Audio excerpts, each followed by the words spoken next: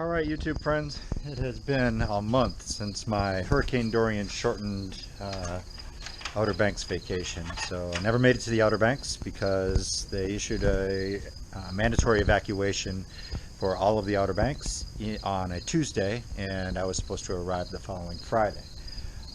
Dorian ended up not doing any damage to the Outer Banks, and I could have gone, but not a big loss because there was no wind that week anyway. So I learned a few things on my trip. I was only able to use it as a camper, really, overnights at Bass Pro or Cabela's, or one night at Daniel Boone State Forest or National Forest in Kentucky. That was a pretty nice spot. I'd like to go back there. Endo and I had a lot of fun.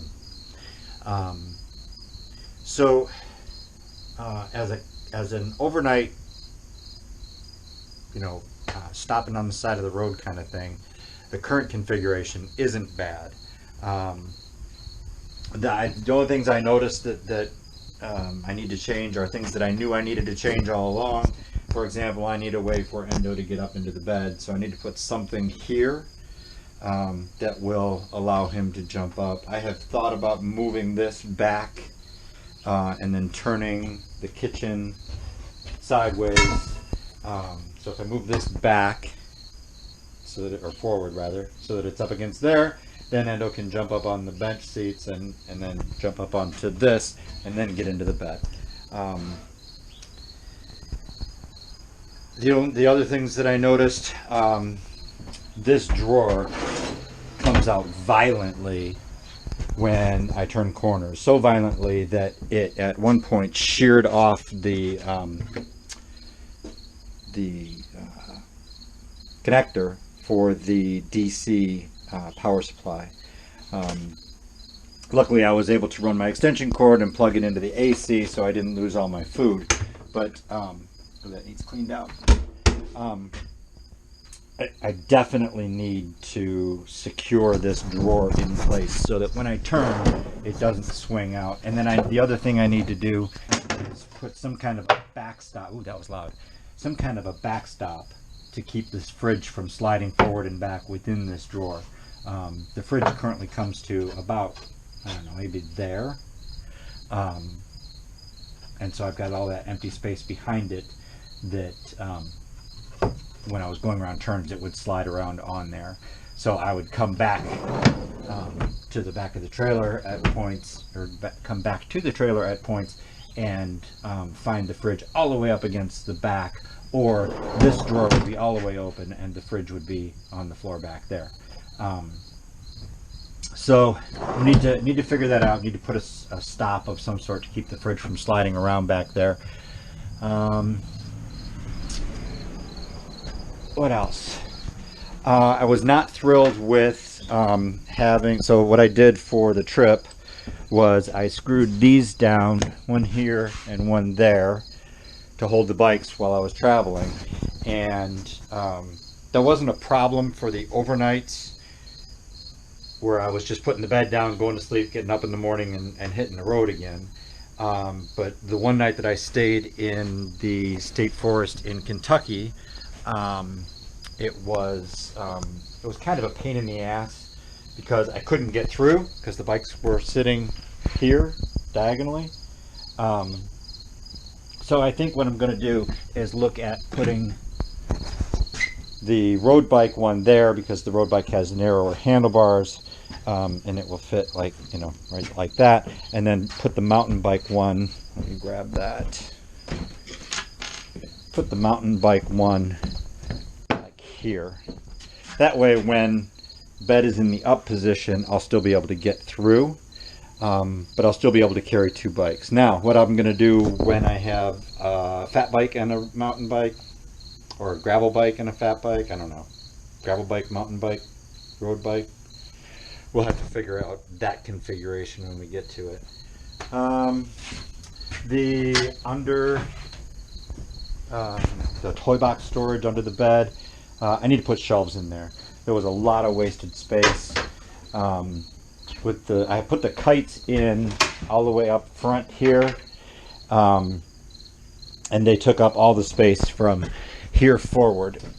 hanging. So I put 3 hanging across the back and 3 hanging across the front, and they used up half of the toy box storage. When in actuality, if I had a shelf in there about halfway, I could fit 6 kites right in there, no problem, just by shoving them in to the shelf.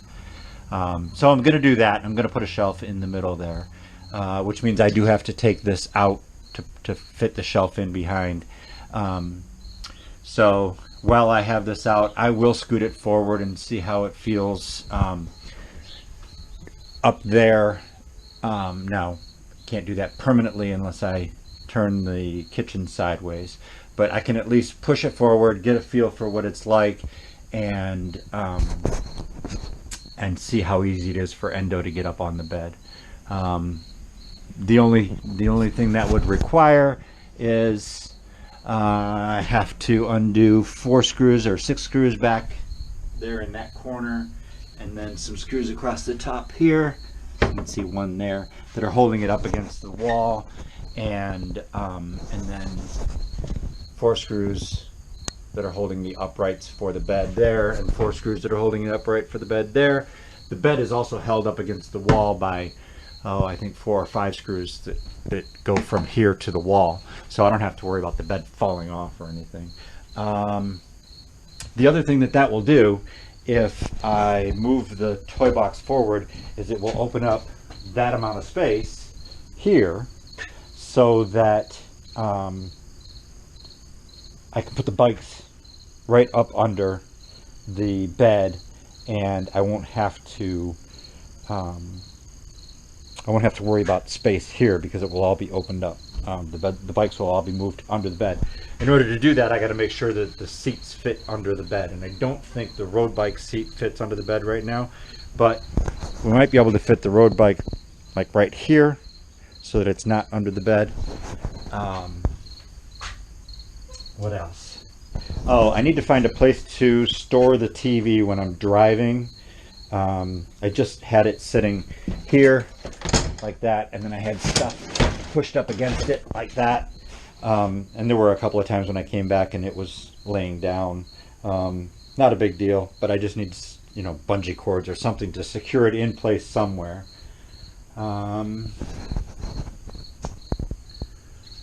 Yeah, that's pretty much it for my learnings. I do have a really long to-do list now.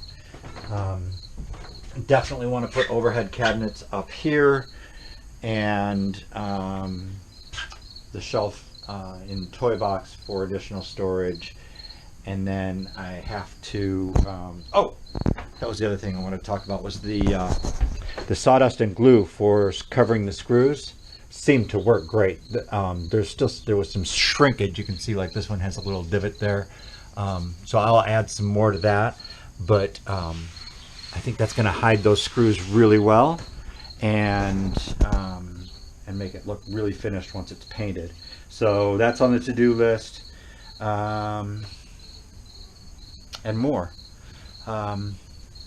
This screen keeps falling down. I got to get some new 2-sided tape to hold that up better. I got to build the screen room for the back deck, which will be awesome.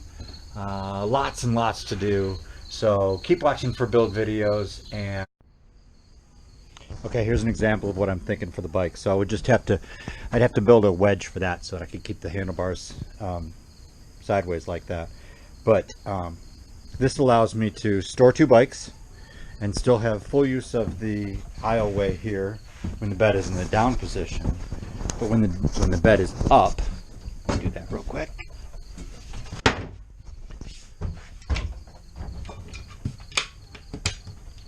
Alright, so when the bed is up, the bikes are completely out of the way. I'm not likely to trip on those supports, and I could actually put those supports under the floorboards, so that there is a cross member here, and there's a cross member here, and I could build a door that opens up here, and then a box within, under the floor, that would house these fork mounts, and then when the bikes are not in the trailer, that door would be closed, everything would be flat. When the bikes are in the trailer, the door would be open, the bike forks would be down in the box, and everything would be out of the way and easy to get past, and I think that would solve all my problems. Yeah, so what I found, and what I think I would find if I were using the trailer long term at a campground even, is that I don't want the bikes sitting out overnight. I don't want the bikes sitting out in the rain. I don't want the bikes outside in general. So this is a fairly elegant solution that gets the bikes out of the way and still gives me full use of the trailer for everything I need it for. So I think that's what I'm going to do. There's Endo. Endo says hi. Hi, Endo. Say hi. Yeah. He doesn't want to come outside and be in the trailer for some reason, so I'm leaving him in the house. I'm a glutton for punishment. Today, I finished gluing up all the holes, and I sanded this wall down to 80 grit. I sanded the ceiling in lots of places down to 220. You can see I still have quite a bit left to go.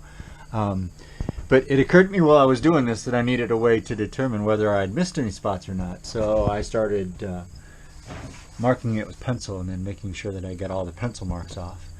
And then I got tired of holding my hand up against the ceiling with the sander in it, and it's hurting my shoulders, hurting my neck.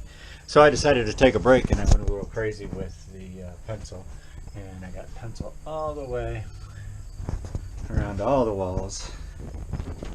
So next step will be removing the pencil marks. That means I'm kind of committed here to sanding these down, but if I sand them down to, I don't know, I'm thinking 120, maybe 80 is good enough, I don't know. But if I sand them down well enough, I'll get a really good finish on it when I prime them and paint them. There are a few sites out there that talk about the best way to get a good paint finish on a plywood wall, and apparently you need to sand it between coats with 220 grit. So I'll be doing that, priming them first, then painting them with sanding between each. You don't have to sand them a lot. You just kind of knock down any high spots and scuff it a little bit. So it's not going to be the same level of work as removing all this pencil mark. That's about all I did for today, but man, it's been a full day. I've been out here since 10 o'clock this morning, and it's 3 o'clock. I'm probably close to 4 o'clock now. So I think I'm going to wrap it up. Yeah.